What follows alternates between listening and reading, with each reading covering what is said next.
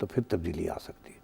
मगर क्या यहाँ भी उस किस्म के हालात होंगे जिस किस्म के बांग्लादेश में हुए हैं? बांग्लादेश में तो पॉलिटिकल पार्टीज के कंट्रोल में सूरत हाल नजर आ रही है, लेकिन मुझे लगता है कि अगर ऐसी सूरत हाल पाकिस्तान में पैदा हो गई तो ये पॉलिटिकल पार्टीज के कंट्रोल से बाहर हो जाएगी। क्या पाकिस्तान की यूथ 31 अगस्त को वो सब करेगी जो बांग्लादेश में हुआ? क्या पाकिस्तान में भी वही चीजें होने वाली है जो हमने बांग्लादेश के अंदर देखी? क्या पाकिस्तान में भी हुकूमत का तख्ता पलटने वाला है? मुल्क भर में इंटरनेट सर्विस कई दिनों से मुतासिर, पीटीए खामोश, सारिफिन को वॉइस नोट, वीडियो, तस्वीर भेजने में मुश्किलात का सामना, लोग वीपीएन के जरिए इंटरनेट इस्तेमाल करने पर मजबूर। एस्टेब्लिशमेंट का रोल सियासत में नहीं होना चाहिए। शायद वो बांग्लादेश की जो सूरत हाल है उससे उनको वो मुतासिर है और उनका ख्याल है कि जो कुछ बांग्लादेश में हुआ है वही कुछ पाकिस्तान में हो जाएगा। भाई शहबाज शरीफ जो है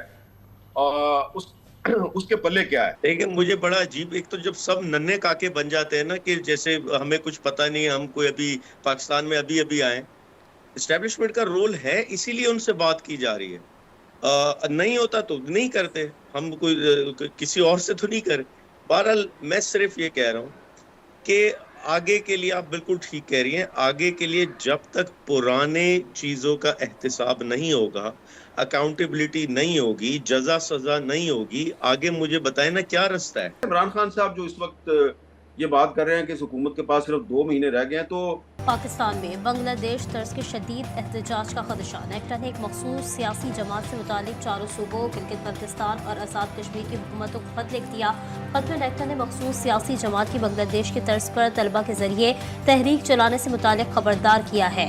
मखसूस सियासी जमात बांग्लादेश के तर्ज पर तलबा के लिए जरिए एहतजाजी तहरीक शुरू कर सकती है। सूबाई हुकूमतों के महकमा दाखिला को अलर्ट रहने की हिदायत कर दी गई। तो सबको पता होगा जो बांग्लादेश में तख्ता पलट हुआ है, उसके बाद अब इमरान खान को रिलीज करने के लिए पाकिस्तान की स्टूडेंट ऑर्गेनाइजेशन और साथ में जितने भी पॉलिटिकल पार्टीज हैं, उन्होंने अब एक ऐलान कर दिया है कि 30 अगस्त तक अगर इमरान खान को नहीं छोड़ा गया तो फिर वही हाल होगा पाकिस्तान में भी सत्ता का जो कि बांग्लादेश में हुआ। जिस तरीके से शेख हसीना को जान बचा के भागना पड़ा है, ठीक वैसी ही सिचुएशन पाकिस्तान के लिए खड़ी कर दी जाएगी। और पाकिस्तान के जो पॉलिटिशियंस हैं, जो प्रधानमंत्री हैं, जो सरकार है, उन्हें जान बचा के भागना पड़ेगा पाकिस्तान से। ये कहना है पाकिस्तान की स्टूडेंट ऑर्गेनाइजेशन का। साथ में बहुत सारे स्टूडेंट जो हैं, जो कि पिछले 1 साल से इमरान खान की रिहाई की मांग कर रहे हैं, वो अब तंग आ गए हैं सरकार से और पाकिस्तान के एस्टेब्लिशमेंट से, इसलिए अब वो ये रास्ता अपनाते दिखाई दे रही हैं। अब 31 अगस्त को जो होने वाला है, मुझे लगता है कि कुछ बड़ा प्लान किया जा रहा है, क्योंकि पाकिस्तान के सभी राज्यों में अब ये मूवमेंट शुरू हो चुका है। और आपको पता होगा केपीके और बलूचिस्तान जैसे जो राज्य हैं, उन क्षेत्रों में जो ऑर्गेनाइजेशन है, वहां तो अलग ही लेवल का गेम चलता है। तो वहां ऑलरेडी पाकिस्तान की सेना को स्थिति संभालने में मुश्किल आ रही है। तो ऐसे में जब वहां इमरान खान की रिहाई को लेकर या इस तरीके के जो आंदोलन है वो तेजी पकड़ेंगे, तो अब क्या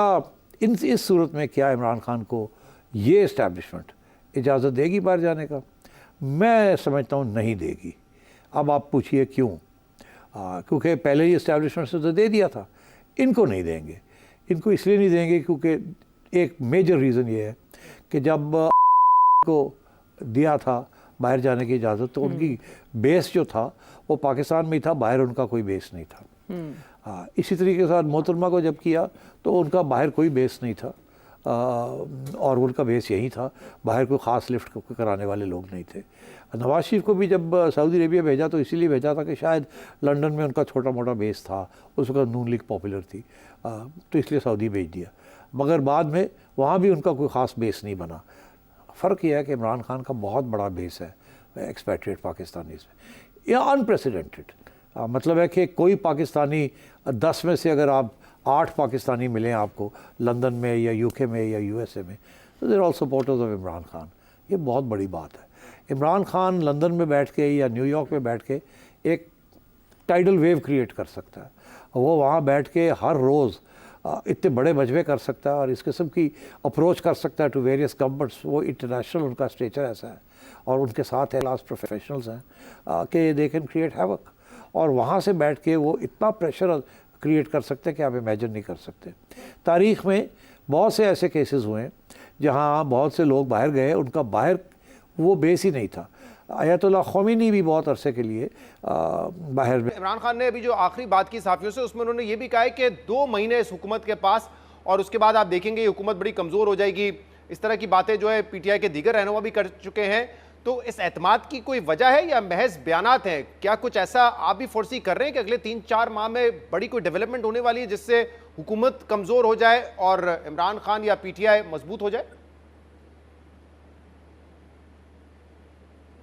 देखिए, मैं इमरान खान साहब को जितना जानता हूँ, और मैं आपको बहुत सी मिसालें दे सकता हूँ कि 10 साल पहले, 15 साल पहले, 20 साल पहले कौन से मौके पे उन्होंने किस तरह बड़े पुरएतमाद तरीके से क्या स्टैंड लिया था। कभी उनकी बात जो है वो सही साबित हो जाती है, कभी गलत साबित हो जाती है। तो ये उनकी एक एक पुरानी इमरान खान साहब की ये रवायत है, बल्कि आदत है, कि वो इस तरह की सूरत हाल में एक स्टैंड लेते हैं और बड़े एतमाद के साथ लेते हैं।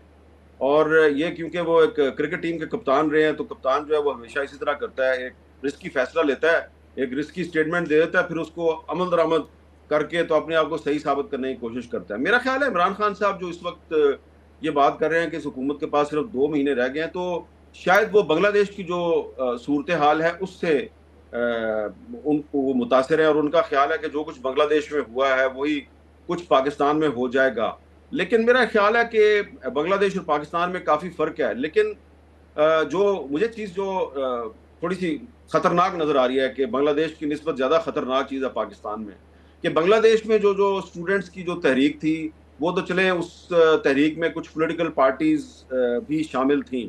लेकिन पाकिस्तान में जो इस वक्त पाकिस्तान के जो ट्रबल्ड एरियाज़ हैं, ख़ास तौर पे बलूचिस्तान और खैबर पख्तूनख्वा है, वहाँ पे जो बड़े-बड़े जलसे जुलूस हो रहे हैं, जैसा कि मारंग बलोच ने बलूचिस्तान के कुछ इलाकों में किए हैं, और मंजूर पश्तीन साहब जो हैं केपीके के इलाकों में कर रहे हैं, तो ये जो नौजवान हैं जो इनके इर्द गिर्द इकट्ठे हो रहे हैं, बड़ी तादाद में नजर आ रहे हैं, ये इंतखाबी सियासत पे यकीन नहीं रखते। बांग्लादेश में तो पॉलिटिकल पार्टीज के कंट्रोल में सूरत हाल नजर आ रही है, लेकिन मुझे लगता है कि अगर ऐसी सूरत हाल पाकिस्तान में पैदा हो गई तो ये पॉलिटिकल पार्टीज के कंट्रोल से बाहर हो जाएगी। वहाँ पे सियासी पार्टीज थी, यहाँ पे जो है वो तहरीकें हैं, कोई सियासी जमातें नहीं है।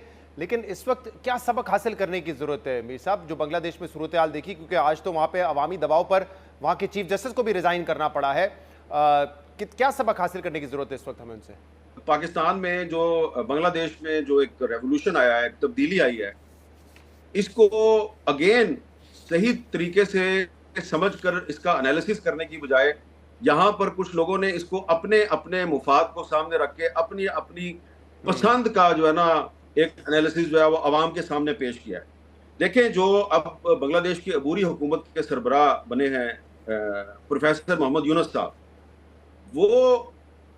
वो 16 जुलाई 2024 को शहीद हुआ है, और 15 जुलाई 2024 को अबू सईद ने अपने फेसबुक पेज पे क्या लिखा कि 1969 में जो यूनाइटेड पाकिस्तान में एक मूवमेंट चली थी, स्टूडेंट्स की मूवमेंट चली थी, तो उसमें राजशाही यूनिवर्सिटी के एक नौजवान टीचर थे शमसुस ज़ुहा साहब, वो शहीद हो गए थे। तो अबू सईद ने अपनी मौत से एक दिन पहले फेसबुक पेज पे लिखा, उसने लिखा, पुकारा उसने शमसुस ज़ुहा को कि शमसुस ज़ुहा, आज हमें फिर आपकी जरूरत पड़ी है, क्योंकि 1969 की जो मूवमेंट थी उसमें भी आपने किरदार अदा किया था, और अब दोबारा हमें आपकी जरूरत पड़ गई है, और हम आप ही जैसा किरदार अदा करना चाहते हैं। और अगले ही दिन वो शमसुस ज़ुहा की तरह गोलियां खा के शहीद हो गया। अब वो जो 1969 की मूवमेंट थी, स्टूडेंट्स की मूवमेंट, वो जनवरी 69 में शुरू हुई थी अयूब खान के खिलाफ, और मार्च 69 में अयूब खान जो है उसको इक़्तिदार छोड़ना पड़ गया था, और उसने इक़्तिदार याह्या खान के हवाले कर दिया था, और फिर याह्या खान ने वादा किया था कि मैं इलेक्शन करवाऊंगा। तो ये जो बांग्लादेश के स्टूडेंट्स जो मूवमेंट चला रहे थे, ऐसे ही नहीं चला रहे थे, हवा में नहीं चला रहे थे, उनकी भी कुछ इंस्पिरेशंस थी, उनके भी कुछ ऑब्जेक्टिव्स थे, गोल्स थे, उनको, और उनके पीछे पॉलिटिकल पार्टीज थी। देखें आप कहां से इंस्पिरेशन, बांग्लादेश की स्टूडेंट्स मूवमेंट इंस्पिरेशन किधर से ले रही थी?